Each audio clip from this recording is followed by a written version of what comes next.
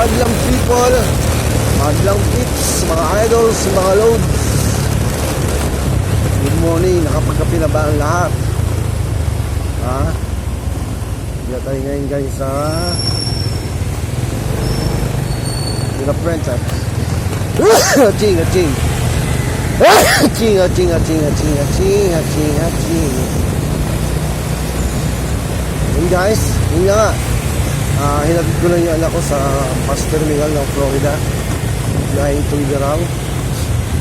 Kaya maaga ng ating lakwatsa. Ayun, kamote, nakakanandaan. Tumigil pa sa gitna. Yan guys, yun nga. Pauwi na ako guys. Kailangan makarating ng maaga sa bahay para handa, papasok, trabaho.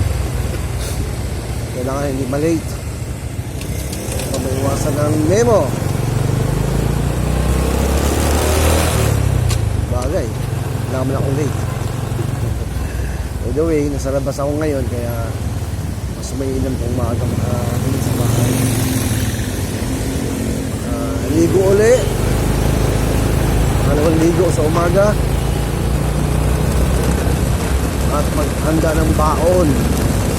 Baon. Kasi mas maganda yung may baon kang pagkain kaysa bibili ka sa labas.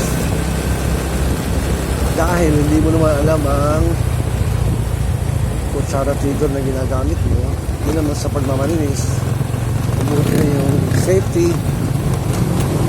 Yung mga safety measures naman na dapat gawin. Kutsara tidor, aso. Yan.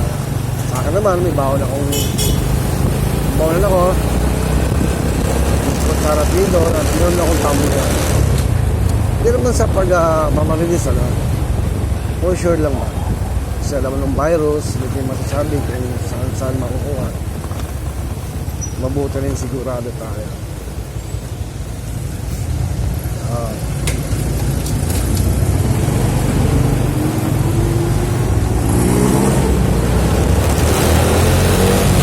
Lakwatsa na naman si Lakwatsero. Simply eat. Lakwatsero. Parang awa nyo na. Awa nyo na. Parang awa nyo na. Mahirap kami pag tatlo hawakan mo, ano? Pag tatlo hawakan mo, mahirap pala talaga. Kailangan